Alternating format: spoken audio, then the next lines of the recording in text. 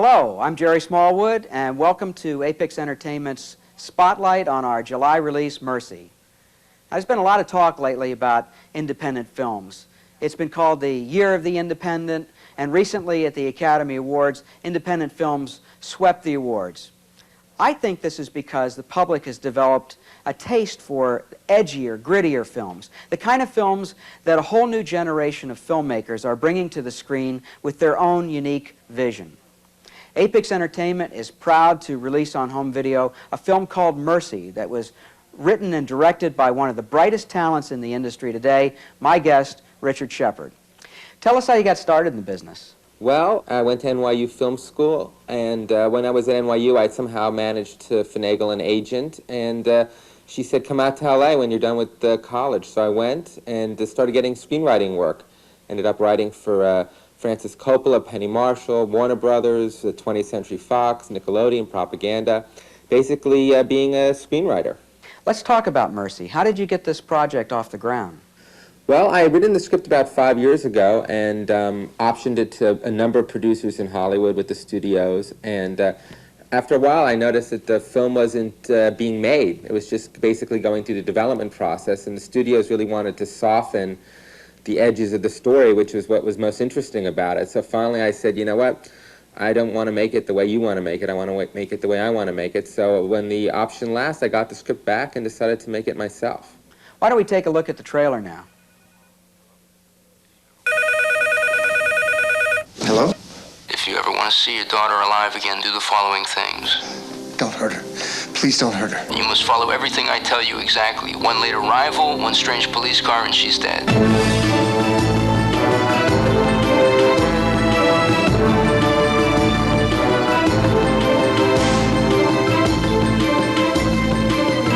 What do I want? I want you to sweat! We want you to sweat!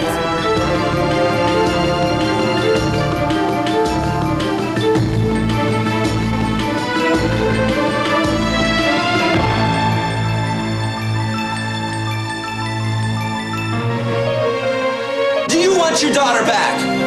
Do you want Nicole back? Then help me! Nicole knew the kidnappers. She trusted them enough to get into the car with them.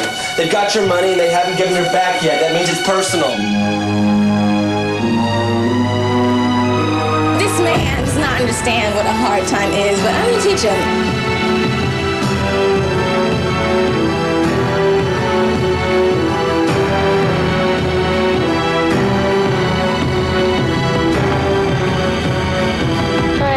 Do you remember what I look like? Because I don't want you to ever forget.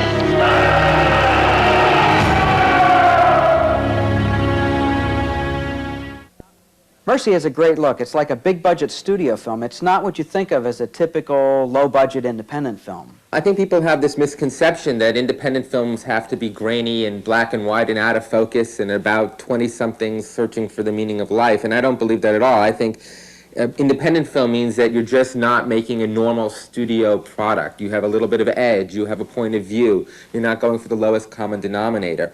I mean, we made a movie that we think looks like any other film out there. It's just a little grittier, a little smarter, and a little more, you know, I think, you know, hip. John Rubinstein, the star of Mercy, is a Tony Award winner. He's a well-known actor on Broadway. He's also known for his work in films like Someone to Watch Over Me and Another Stakeout. How did you get him as part of this film? Well, we were really lucky in getting someone like John. It was really important to me that the film have great actors in it. And since I didn't have the money to go and cast, you know, major stars, I had to go to people who I knew were considered excellent actors by the industry and who I knew would attract quality people. And I said, here was a great part for an actor. I went to John Rubinstein. I said, look, you've won a Tony Award, you've won Emmy Awards, you're really well respected, but this is a hell of a juicy film role. I can't pay you. I can't even fly you to New York. I can't put you up. I can't do any of these things, but it's a great role. John read the script and said, all right, I want to do it. And once he did it, we got this amazing New York cast of actors who said, heck, if John Rubinstein's going to do it, I'm going to do it too. When people watch Mercy, there are going to be some comparisons to another kidnapping film, Ransom. How do you feel about that? Well, we made Mercy a good full year before Ransom even started shooting. I mean, we were at film festivals while they were in pre-production. But what can you do? I mean, it's a $75 million movie with Mel Gibson, and it was a very high-profile film. I mean, I think if you look at the two films back to back, you'll say, well, there are some similarities, but Mercy is its own film. It's edgier, it's grittier, it's more on the street, it's tougher, and I think that, you know, it works just as well. What kind of a budget did you have? So little it's scary. I mean, basically it was a credit card sort of lie, cheat, and steal, not necessarily in that order, get the movie made situation. I mean, there were times when we didn't even have enough money to print the dailies. We would shoot a day of film, we couldn't even see it because we had no money. I mean, at one point I was sneaking off at lunch to the bank to max out my credit cards to pay for the lights. Both films were shot on location in New York. Now, Ransom had an army for a production crew, and it had a budget of millions of dollars. And obviously, you didn't. So how did you go about doing what you did?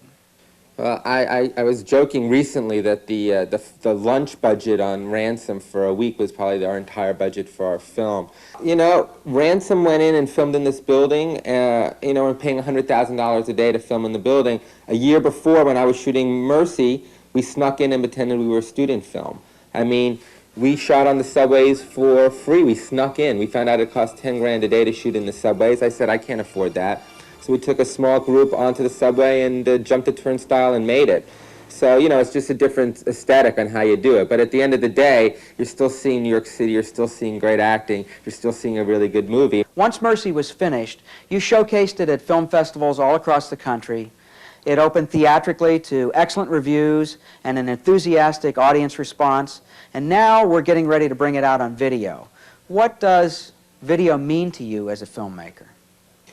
Well, let me tell you something. You make a movie, you play it in film festivals, you get a theatrical release, but at the end of the day, more people are going to see your movie on video than anywhere else, and it means everything. I mean, I made my movie so people would see it, and to know at the end of the line, people are going to go in a video store and be able to rent it on a Friday night.